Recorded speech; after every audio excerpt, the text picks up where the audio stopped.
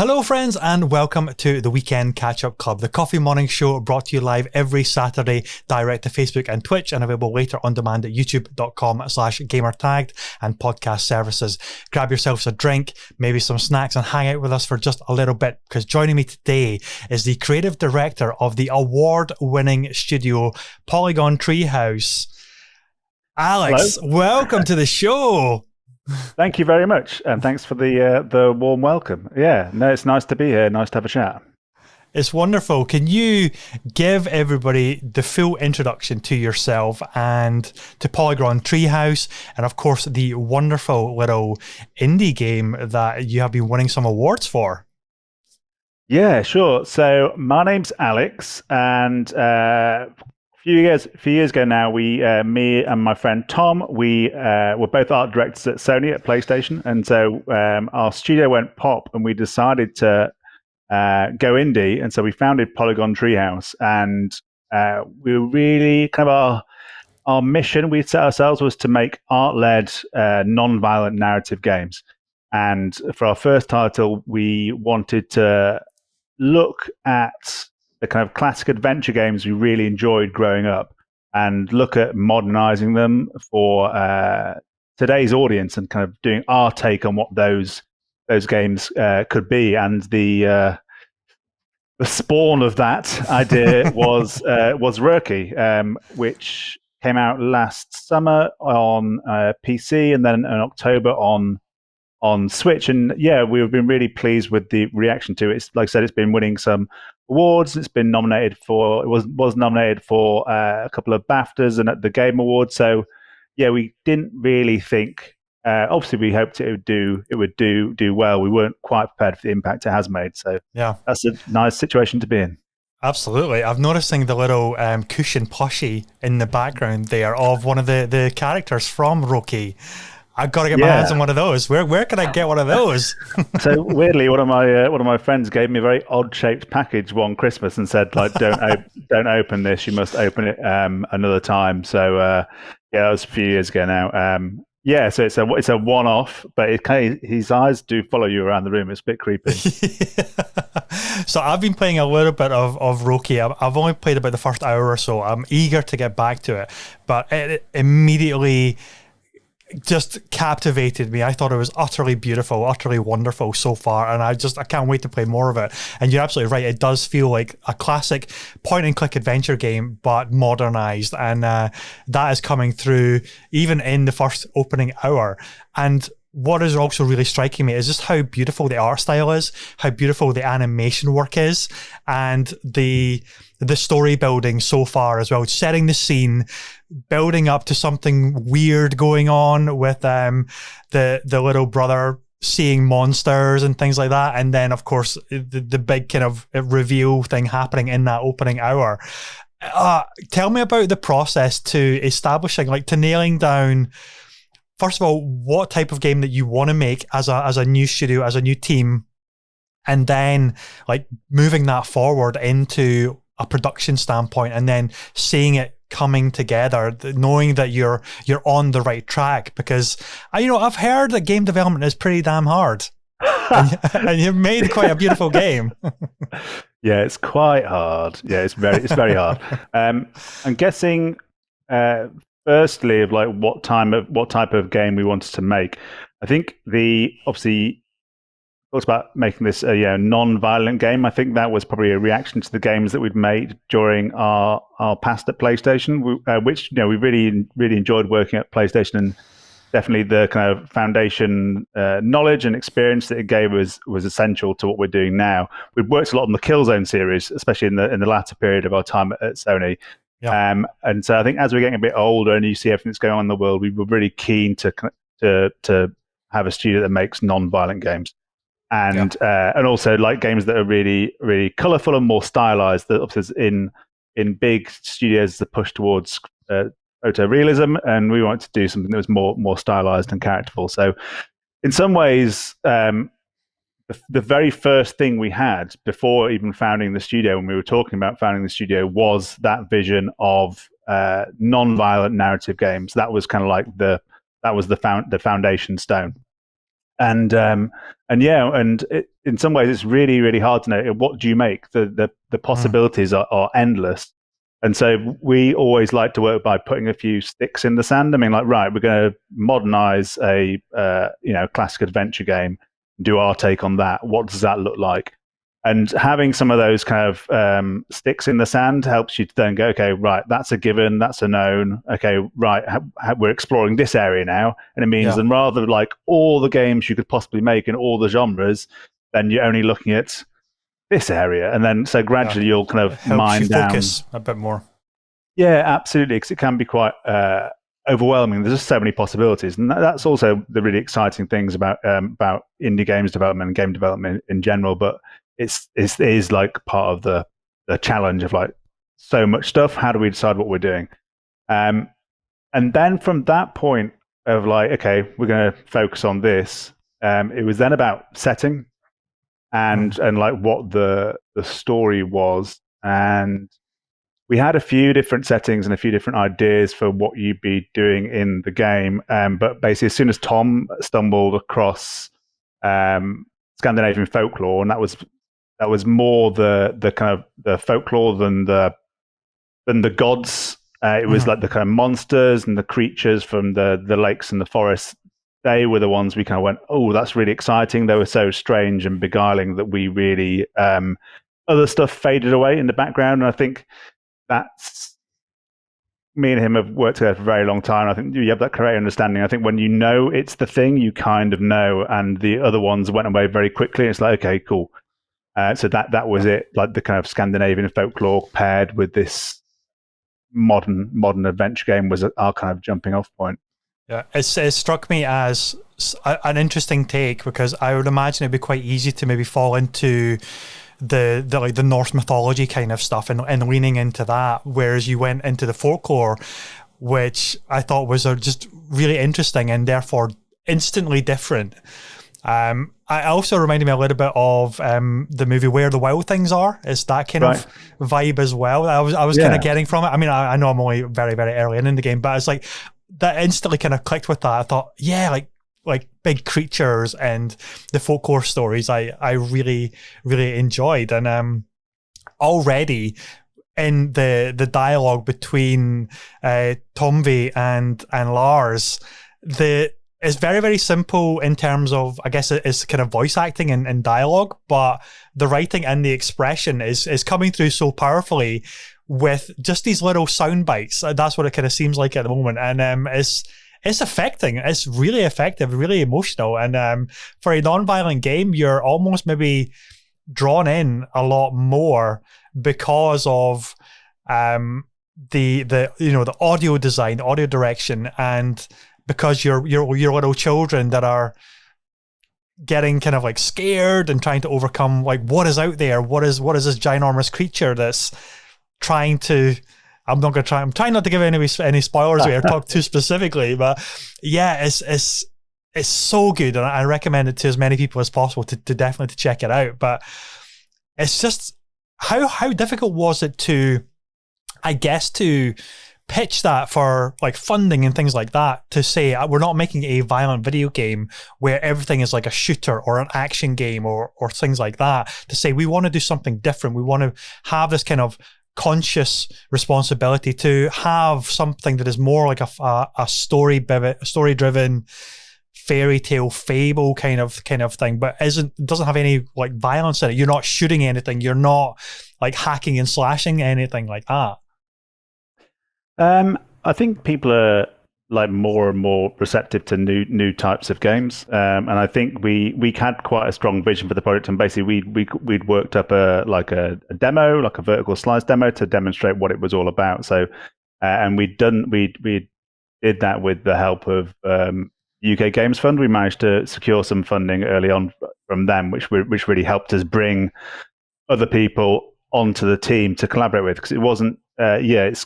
Obviously, me and Tom founded the studio, but the team of our collaborators is a bit wider. So, like Ali, who's our sound designer, and Jason, also known as Aith, who's the composer, and Sam, who's our narrative designer. And we've got like writers work as well. So there actually was a wider team, and each person like leveled up the game in their own certain area. And I think that's definitely the way we approach narrative is like this. It's not just the script, it's not just the animation, it's not just the cameras. It's this cumulative effect of like layering up all the different tools we have as interactive storytellers to really to make the experience as impactful as possible and just as absorbing as possible, that you can lose yourself in those games. And it's an exciting time to be making indie games regarding non-violent stuff, because there's the Wholesome Direct, which focuses on non-violent kind of inclusive games, and I think there's I'm really excited by that the movement, some of that stuff, and making sure there's games for all different types of people to play. Like, they've got different tastes, and that's fine. There's hopefully a game for everyone. So it's crazy to think of how impressive the indie gaming space is right now. It's getting more attention than I think it's probably ever been before in terms of the quality that which is now shining through. Hades is obviously the big poster child game because it won Game of the Year, so many things, but there's so many amazing games that are coming out, whether it's something like Sable, whether it's Planet of Luna, I think it is. There was like in the Xbox Showcase, there was such an amazing raft of different diverse indie games which all looked absolutely incredible, and it really does feel like the audiences are shifting their attention. I wouldn't say away completely from the AAA gaming space, because they're always going to be present. They're always going to give a certain experience in terms of the sheer budgets and the polish that they can go into that, the sheer number of developers that those projects take. But for something that is a bit riskier, a bit more innovative, a bit more adventurous, like totally different experiences, it feels like the indie space is really just coming into its own right now, with so many new developers coming out and new games coming out, which just all look incredible. It must be wonderful as an indie developer yourself. It must be incredible to know that you're one of the key studios within that space, and seeing other indie studios come out with other experiences as well. Yeah, I think it's really it feels really empowering at the moment, I guess. I think with indie stuff in general, whether it's games or comics or like films, it's always for me always seems like the most innovative space where people can take risks. It's less like I guess like marketing focus or like focus tested, where it feels okay, you've got to hit all these different check boxes, and so in all media, it feels like the most innovative space, especially to me. And I think there's maybe in games, as like AAA games get more and more expensive to make, and maybe that's why we're seeing. And maybe there's less. I don't know whether there are less AAA games happening. I suspect not, but it feels like indies are kind of rising up to maybe fill some of that stuff and surprising people and shocking people and beguiling people and and I think is like you say, is a really exciting time. I think the other reason for that rise is the reduction of barriers to entry and off the shelf game engines and people being able to self-publish in the way that like 15 years ago, I'm guessing probably wasn't just wasn't there. So I think the kind of the feels like I think there's still work to do, but it feels like the doors are more open than they've been before.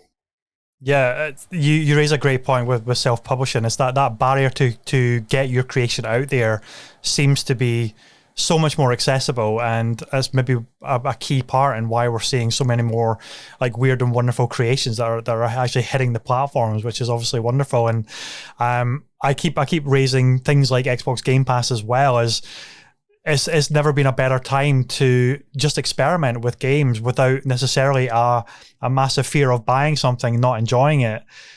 And then you think, oh man, I wasted my money. I maybe could have put it into something that I know, like an experience I know I'm going to enjoy. But Xbox's Game Pass is proving that more people are sampling and experimenting with their gaming tastes and discovering new developers that they would normally never necessarily have been able to or shone a light on before, which is obviously great for the industry as a whole. It means that attention is getting where it needs to go, and hopefully more players, more fans are resulting in more sales for indie developers. Yeah, and you look at the different showcases as well. I always find that really exciting. Obviously, like the last couple of years has been in terms of physical, like the big physical game events and awards and stuff. It's been absent, but it has seen the rise of um, yeah, this the indie world. There was just been one on today, the Nintendo Indie World, and all these different showcases that happened. Which basically, I think they've been really good at raising, giving indies the chance to be seen and people to discover them. So yeah, I'm really and the Wholesome Direct one as well is one that I'm personally very interested in. So Yeah. it's really nice to see the attention that that's been able to garner for itself. So yeah, it's really really cool. Definitely, definitely. So how big is the team at Polygon at the moment? So at the moment, it's really, really small. So but it's kind of like me, and then our I've been chatting to Sam, our narrative designer. So we're we're kind of prototyping our next game, and it's going to be evolving the some of the I'm guessing our studio DNA. It's going to be an extrapolation of that. So we Yeah. are keeping the things we're really pleased and proud of in Rookie, like the stylized art and animation and the characters, and looking at the emotional storytelling and looking at where do we take that next, because we don't want to just make the same game again or a slightly different game again.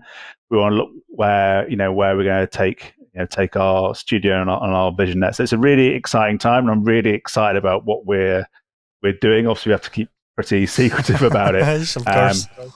but no, it's gonna be really cool, and yeah, I'm hyped for it. It's gonna be neat. Yeah. Can you talk at all about Roki coming to other platforms? Because I think it's only on Steam and Switch at the moment. Is it any plans to bring it to the other platform holders? So yeah, it's Steam and Switch and GOG at the moment. Yeah, who knows? Who knows? I think the obviously we're keen for as many people to play the game and experience the story as possible. So you never know. We'll have to wait and see. Yeah, yeah. So you mentioned a little bit there about the next project. I'm not obviously going to push you anything to divulge anything on that, but in the pre-production stage, is it difficult to lock down an idea for where you want to go next, or is it a case of like an embarrassment of riches? You've got so many ideas for what you want to do on the next project, and you try and distill that. What's the process for Polygon at that stage? So I kind of alluded to a little bit before when we were talking about our, Rookie and its genesis. So I like to work with creative limitations and going right. So we look at Rookie and we think, right, what do we think worked well about the game? What do we think that people found really appealing? And what do we want to kind of iterate on or take to the next? So I think we look at kind of going right. This stays. Maybe we look at changing this. What does that look like? So I Yeah, really like working with creative limitations in that way, and that goes like across all disciplines of how we work, whether it's concept development, art, like the art style for Rookie, the kind of clean graphical art style came because we were going, right, how are we going to make a 3D game with a tiny team? And so part of that goes, right, well, our restrictions are we know we have a tiny team, and we know we don't want to take 50 years to make a game. So sure. they're kind of our limitations. And they go, right, well, how are we going to wiggle around in this space? And so we kind of chucked out like traditional lighting and texturing from like the traditional 3D pipeline. It's like, Yeah, what does that look like? What does it look like? And then that was the starting point for the art style for Rookie, which was um, yeah, so it was really interesting. So we were coming at that from a production point of view, like how can we make this? But actually, it ended up becoming a strength of the game mhm, and something that, like, an identifying factor that drew people to it. So that was yeah, that was really nice. That those kind of things happen. So yeah, we tend to, that's the kind of creative restrictions. That's like how we do stuff. Obviously, there's loads of different ways people go about it, but otherwise, yeah, just trying to reduce the window of like, okay, what do we do in this? Then if you can gradually make that, mine in, chisel yeah, away at what yeah, the vision is, then yeah. But I think as well um, with coming up with ideas or anything, it's really important to make sure you have as much nutritious like idea food in your brain as possible. So I think, making sure that you're like reading books like outside of like, or reading comics or watching world cinema, like not just, if you kind of want to make a kind of a narrative indie game, don't just play narrative indie games, because you'll end up probably that's the kind of the source you have to draw from will be quite limited, and you might end up making something that's like similar to the things that you've played or consumed. So yeah, that's the other part of like coming up with ideas, is making sure that your pool of experiences and ideas that you can draw from are really as broad as possible, really. And you should be really hungry and going out and exploring what is crazy Asian horror films, or like old black and white westerns, or old stop motion animation. I think try and draw from a broad pool as possible. That's always the fun part about any new project as well, is like the ideation phase, the research phase, where you just got to kind of have fun. You start pulling a whole bunch of research and different examples. And you mentioned the movies there. It's like, get paid to do research. Movie days, it's like, if anybody has a go, I'm doing research. It's fine. It's for the next project. It's for the next big thing I'm working on. Yeah, quite right. Yeah, just it's really important. It's really important. So and I really I enjoy like all stages of production, and it's kind of nice to have the contrast. But I'm really enjoying myself at the moment in kind of mining into the vision, the pillars of the game, and it's cool. Yeah, and you recently moved up to my old stomping ground in Dundee, right? We did. So it's it's been a few weeks now. So we moved from Cambridge, which is where we founded the studio, up to Dundee. We just really fancied. I'd been in Cambridge for a very long time, about 20 years, ever since university, and I really we fancied a change. And obviously, Cambridge is quite a pricey place. Yeah. So we had a nice place, but it was like a flat, and with lockdown and everything, we just wanted a bit more room to spread out.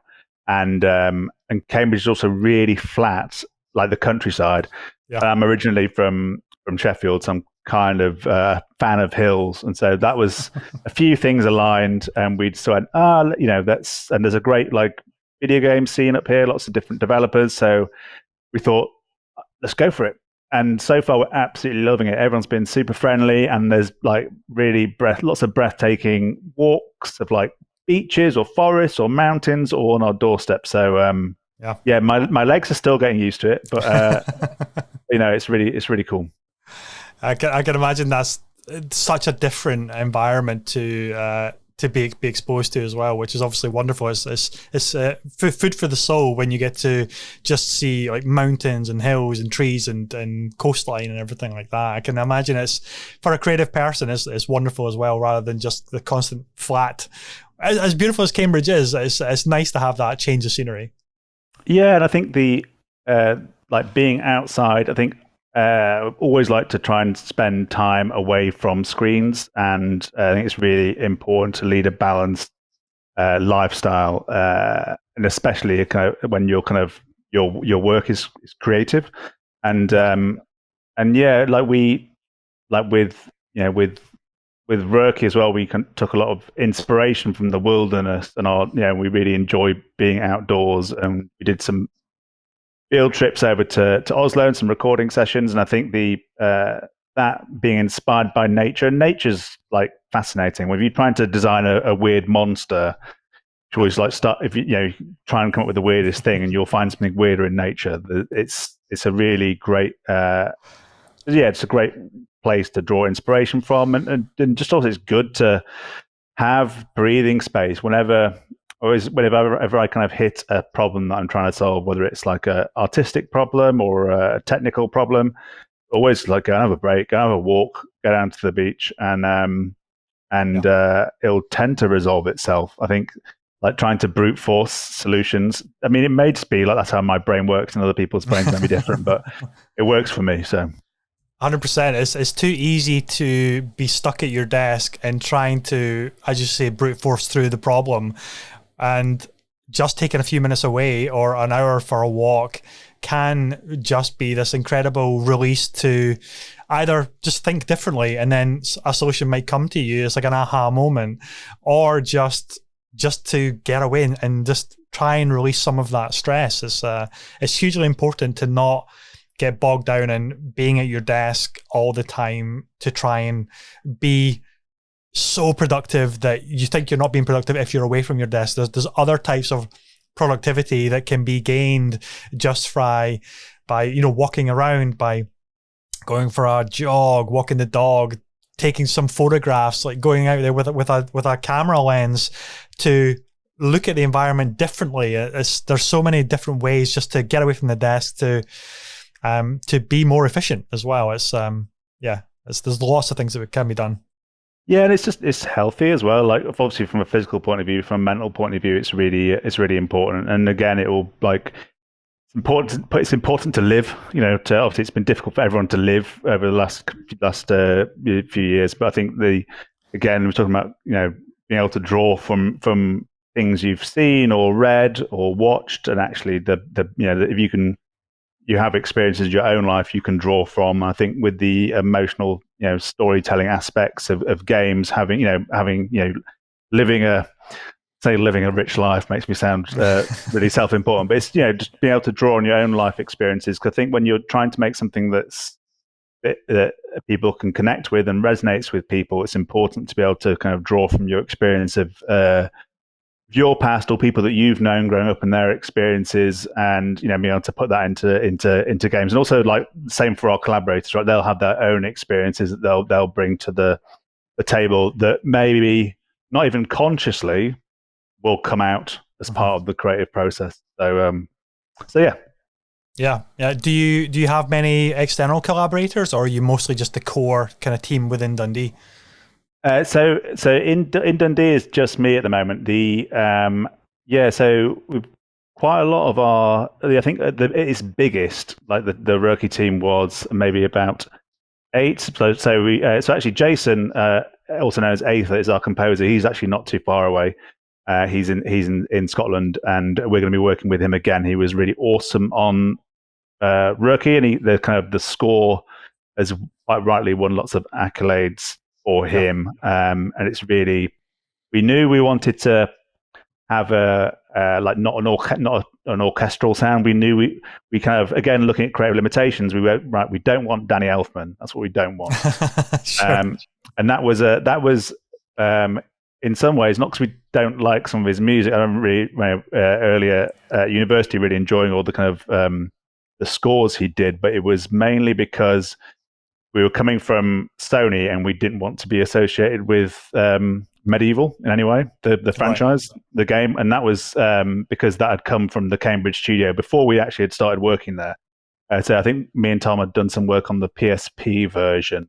But so we were kind of like, okay, we want to make sure it's a clean, like, this is our vision, it's a new thing. We didn't want anything to associate with our kind of past at PlayStation. So that was kind of like a key consideration there. But he just really, he nailed it. Both him and Ali, who was our sound designer, they both did a really good job. And I think for us, so we come to kind of interactive storytelling from a visual point of view. Both me and Tom, our background is in art and animation. And so when we kind of approaching the storytelling side, I don't know if it's that different from other people, but we just tried to use everything. So basically from the off, there's a danger in games production sometimes that you'll see lots of weary sound designers, because their work will often be shunted further and further and further down the production pipeline, and then there's a crazy rush at the end to get all their stuff.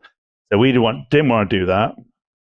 Bring it right back to the start and make the audio like a defining factor in the vision for the game, as important as the art and animation. And that's kind of where we came at it. And and that was a really good, cause in even like the writing and the script.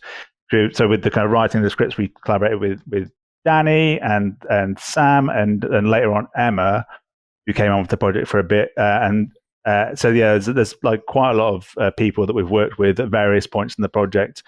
I think looking at it from the start, coming at it from all angles, like the music and the writing and the animation and the cinematography, you start to get a feeling for what is lacking, what needs to come up, what is doing the heavy lifting. Because basically, if you start off without any music, Yep.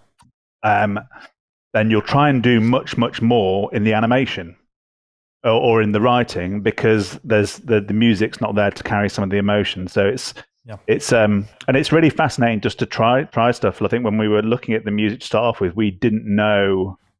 We knew what we didn't want, but we didn't necessarily know what we wanted. So we went, right, what about, I think this might work, I think this might work. So we just tried playing some film scores over the top of it just to try and get to hone in on what we wanted. And we really liked the score from The Fountain that Darren, I always get his name on, Darren Aronofsky. Yeah. So we really liked that film and really liked the score from it. I think it's Clint Mansell, possibly. But anyway, so we just hit play, and then we're playing the game and start, right. It was just really depressing. We're just running around. So I think there's also the thing of having stuff in game, just sitting with things a while, seeing how it feels. And so Jason and Ali did a really epic job of bringing the audio scape of the game to life, which made my life a lot easier doing the characters and animation, because it meant that whilst it was important that we pushed the emotion on that side of things, I didn't have to do it all. And the same with the writing. It didn't have to convey all the emotion. It was all working together to this cumulative effect. That's really interesting that you brought that up, because music is so transformative in film and animation, and just in general. As soon as we hear something, it instantly evokes an emotion, a feeling.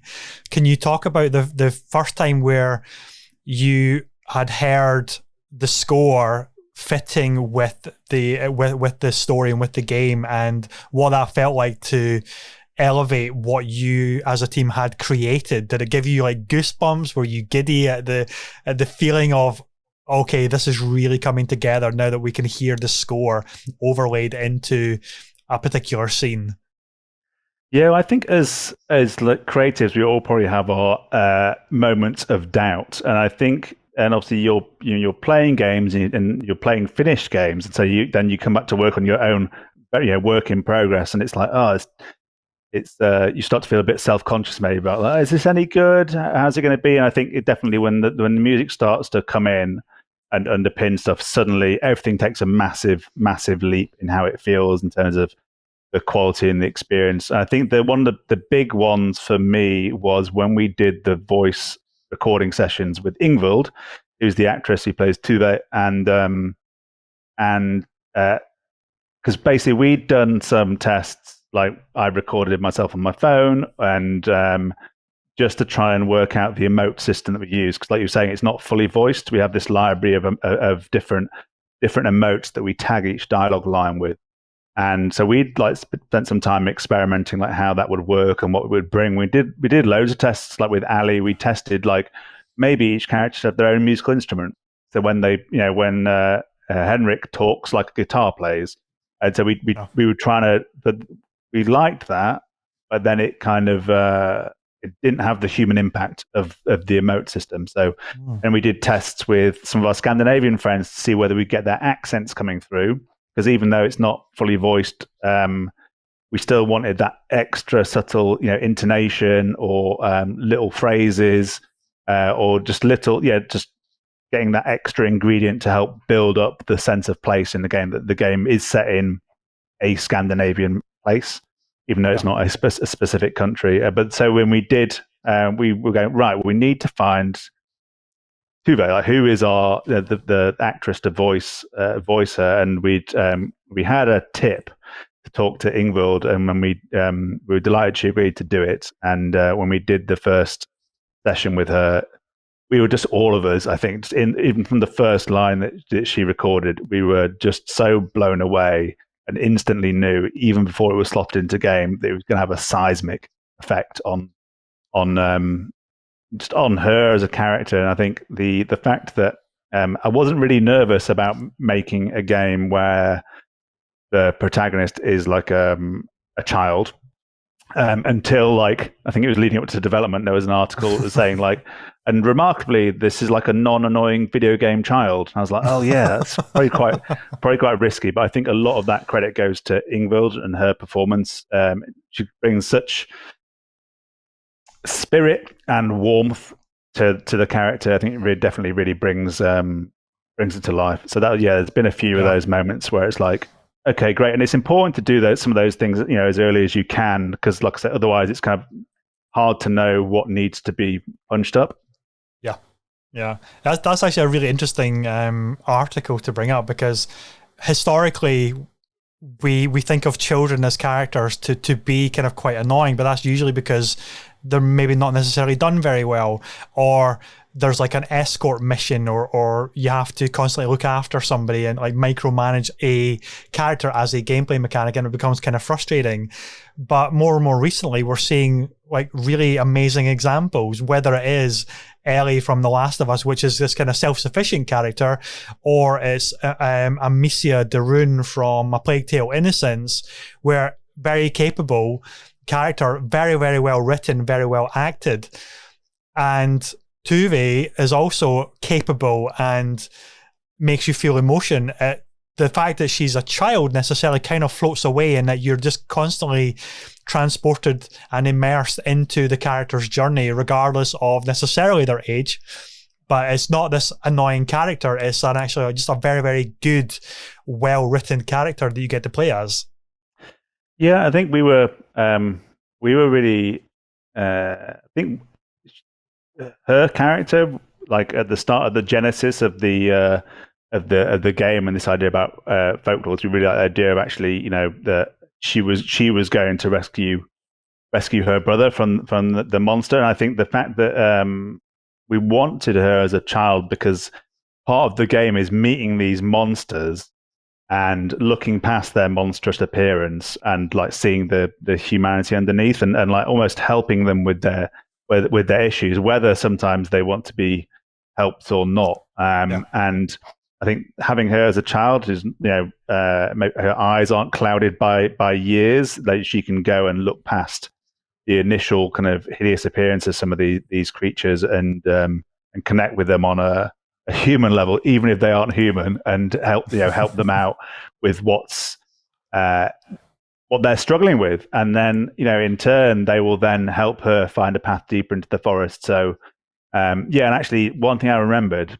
So when we were talking about the genesis of the project and folklore, tonally, one of the things that me and Tom both remembered growing up was an episode of the Moomins cartoon, where there was a character called the there was a character in it called the Groke, I think, which was this ominous character that would just slowly move towards like the village, freezing everything in its path. People, it was really terrifying. It did have these unblinking eyes and just really slowly and ominously move towards. It turned out at the end of the story, spoilers, it was just wanted a friend, but it froze everything. So it was basically this scary thing, but it was kind of tragic and sweet at the same time. Mm-hmm. I think in that mix of emotions, there was something that we remembered. And actually, we never went back and watched the episode, so maybe we misremembered it. But that kind of emotional mix of cute and scary and tragic and uplifting, it's like it's not like a one-tone thing. There's a weird mix of emotions there, which is quite powerful. So that was definitely a kind of tonal that was really powerful. There's something interesting to explore here. Yeah, it's all nuance and like digging beneath the surface of what you kind of expect. You on the surface you think it's a scary monster, but actually there's a lot more layers to it. And I can't wait to just go back and play more of it. I've got as soon as we stop recording here, I'm going to go instantly jump onto my Switch and start playing it. I'm going to have to ignore the wife for the rest of the night, because I've got this amazing fable to uncover and play more of. She's not going to be happy. Well, my apologies. I accept full responsibility. Oh dear. So how has collaborating been, obviously, with like remote working, and you obviously moved into Dundee. The rest of the team are kind of, I guess, a little bit kind of scattered around. Has your workflow been impacted negatively, or are you handling it all okay?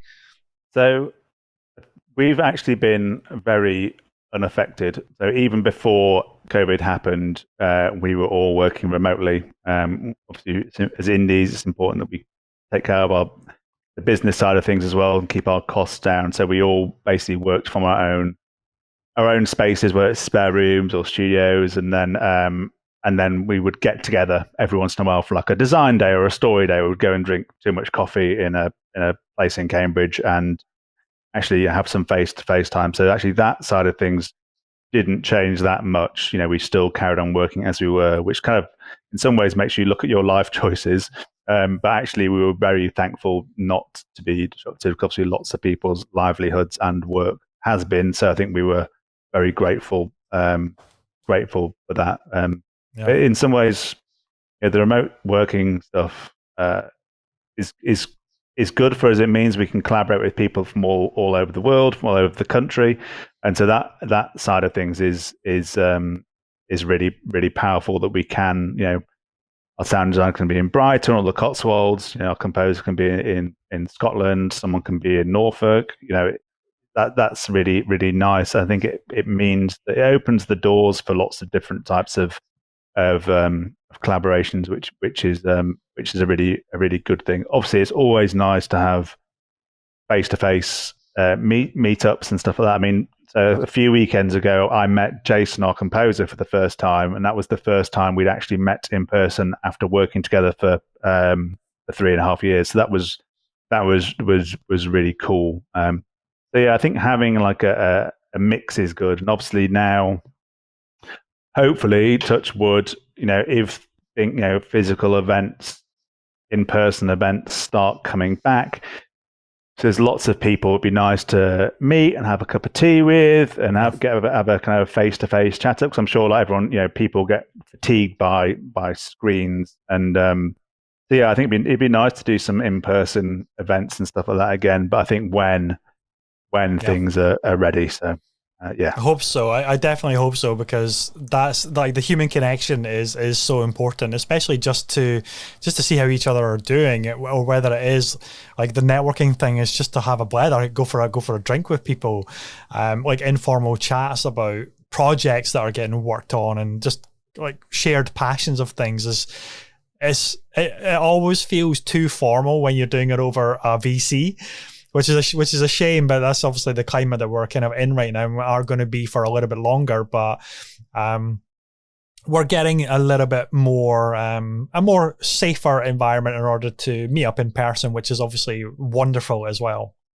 Yeah, and I think it'll probably be like a hybrid thing for a while, I guess. But I think the rise of we certainly were very grateful for the rise of digital events for showcasing games, and not just in terms of the kind of video showcases where it's like trailers and stuff, but in terms of on Steam, and those when people can play demos, those like Steam festivals have really been really amazing in the absence of like going to like a EGX or a Resd and actually having a physical stand and seeing people go and play the game. Yeah. So that they've been really, really, really useful, and obviously like from a business point of view, they're quite economical if you can get in them. So it's yeah, it's cool. So maybe it's hard to know like whether it be a hybrid, whether stuff will come back. It's hard to know what the landscape will look like, but I guess we'll see. Totally. So I see that you're wearing a Destiny raid hoodie. What are you playing just now? Just a bit of a fun segue. So I would say I'm going to be getting back into Destiny 2, because now we've moved away. We needed a game to play with some of my Cambridge friends where we could just hang out and charge around. So yeah, my diet of games is quite broad. So recently I've been playing Eldest Souls, which is a game from the Rookies publisher, United Label. It's the kind of the next game out of the gate. It's a super nails, like Souls-like, really nice pixel art, really nice music. I've been really enjoying that, and from like a like a narrative game point of view, I've been playing Overboard by Inkle, who are also from Cambridge, and also some of the Phoenix Wright games. And I guess it's like Mutazione, which is a narrative game which is really charming, where you're a young girl going to this almost like island. It reminded me a bit of like a kind of cozier version of the film Annihilation, where it's all like everything's like strange. There's these strange people there. I think there was like some kind of disaster there, ecological disaster. So it was basically it's like about a community. Just you're going there to some of your estranged family and getting to know them again, and that was really really really magical. But we tend to play a lot, and I also play games with my my wife as well. She likes we'll sit and play an adventure game together. Nothing, but we'll kind of pass like single player stuff, but we'll just like throw the controller around, and we really like playing some of those games together. Dark Side Detective is the one that we really enjoyed playing together. Just because it's kind of nice. I like the kind of rise of shorter game experiences. I like playing big epic ones as well. I like the variety. And so Dark Side Detective was really fascinating. It was a very different modern adventure game to the one we made, but I think it was really successful in the way that it's, if people don't know, basically, it's kind of like this mashup of Twin Peaks and X-Files in this really cool pixelated art style. Yeah. But each, you have like, so it's point and click, but you have like a number of case files, which are self-contained bits.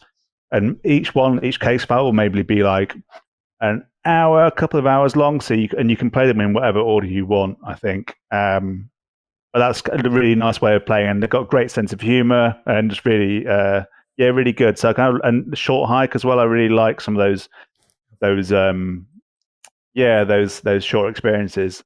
But then I just finished playing Demon Souls, which was like I spent ages and ages and ages playing. Yeah, I have a real, and actually a really good example of why for me it works for me playing like lots of different types of games and drawing from them. So you wouldn't necessarily think that Destiny, a kind of FPS, had any influence on Rurky, a non-violent modern point and click, but actually it did. So what we in Destiny, when you're kind of going around and you're selecting all your different nodes and weapons and stuff, it's so tactile, and how they kind of kill the cursor speed when you're close to like some of your slots. We basically that was really good. And so when we were looking at making the UI in Rurky and how you're using items, so we do a similar thing where we kill the kind of there's not really a cursor as such, but we kill the speed of the item you're dragging when you're close to an interactable thing to make it feel like sticky and kind of clicky.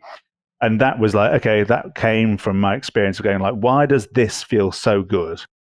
Like me, when you're messing around with your Destiny character, and that was like, okay, well, maybe there's something we can bring from that into our game, even though it's obviously like worlds apart. So that was kind of a segue. Like snap to objects is such an important thing just in user interaction design. It's like, how does it feel to move a cursor? Because thumbsticks are way more clumsy than a mouse and a keyboard kind of setup. So you could very easily just completely slingshot past the item that you're looking to get and become really, really frustrated with just the inputs of your game. But yeah, if it just kind of like snaps where you're close to something to just help the user, is huge. And it's interesting that you bring that up, because it's one of those things where a lot of people might not even necessarily notice it, but they definitely feel it. And that's so powerful and so difficult to actually crack a lot of the time.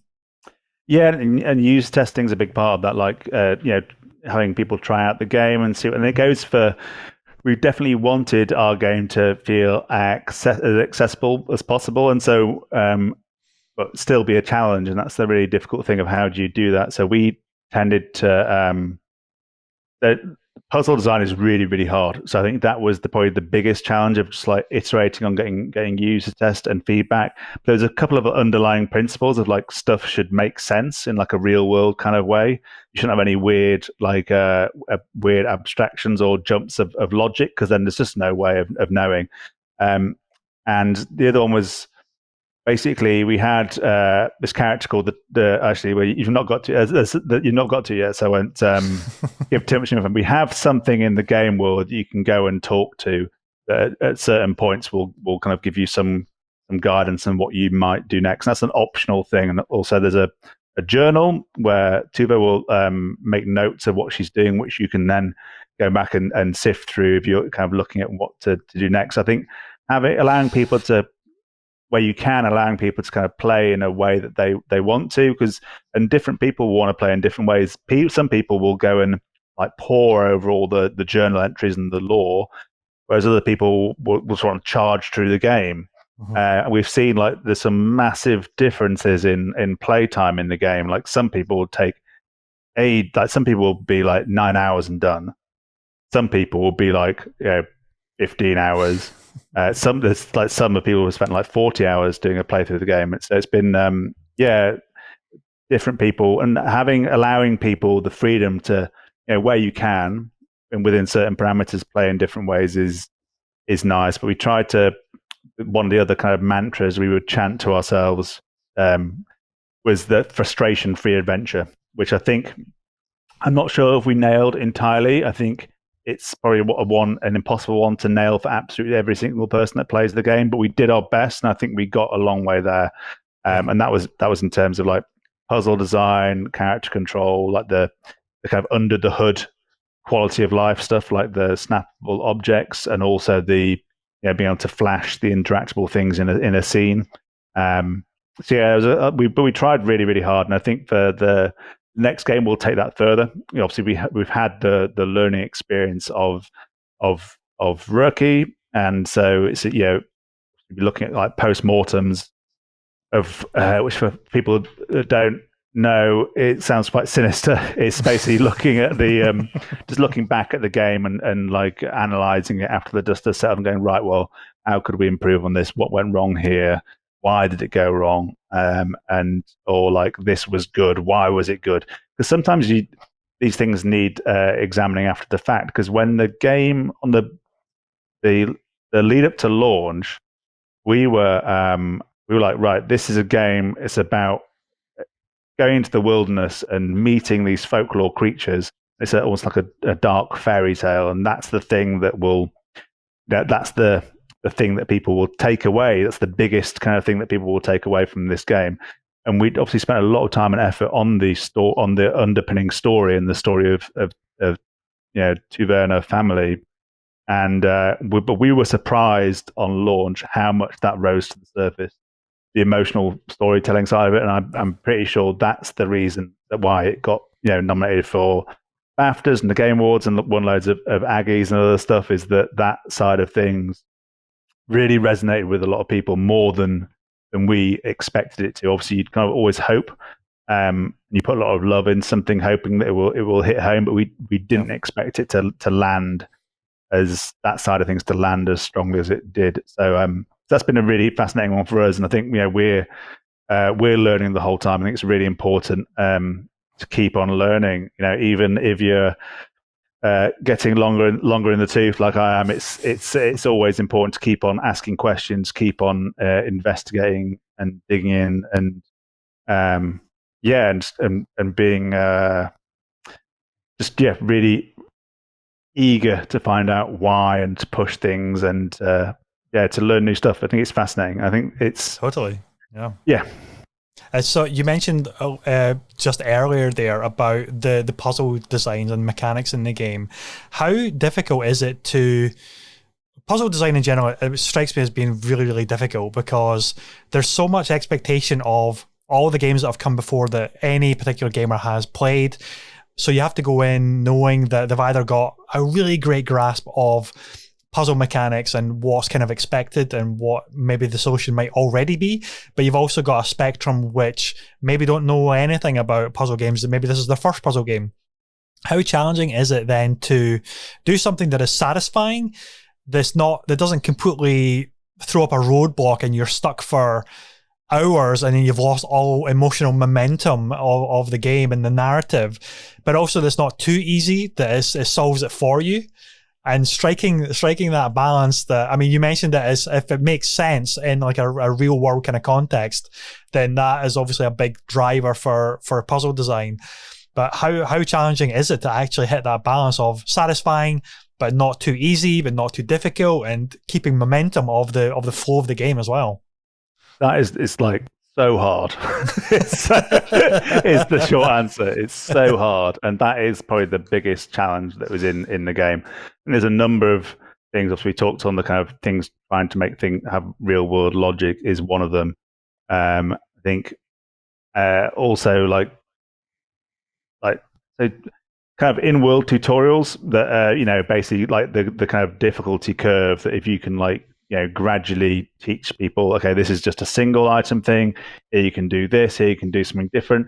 I think that's another way, making sure that there's no like puzzle difficulty spikes, but it is so hard to do because saying different people have different experience and expertise, and that's why it's important to offer where you can like optional in fiction help stuff where people then have the option to do this stuff. But yeah, it's really hard, really hard. But I think also like user testing is critical. It's so important because you'll become, obviously you know what the puzzle is. Other people on the team will know what the puzzle is. So it's not really. It's like when people when we were making first person shooters, and then other people would try and like play the game and go like, this game is so hard because it's been balanced. It's been balanced to the designers who've been balancing all the stuff. So I think it's a similar thing.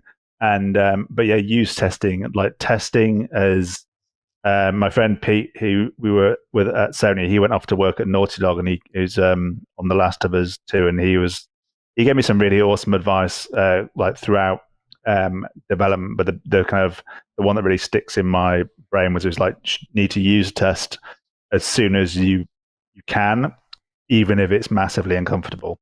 And that was really good advice, because then you'll start to, you don't have to action you don't have to action everything or every bit of feedback, or you don't based on a single person. But if you start to see trends emerging, then you get, okay, there's something here we need to sort out.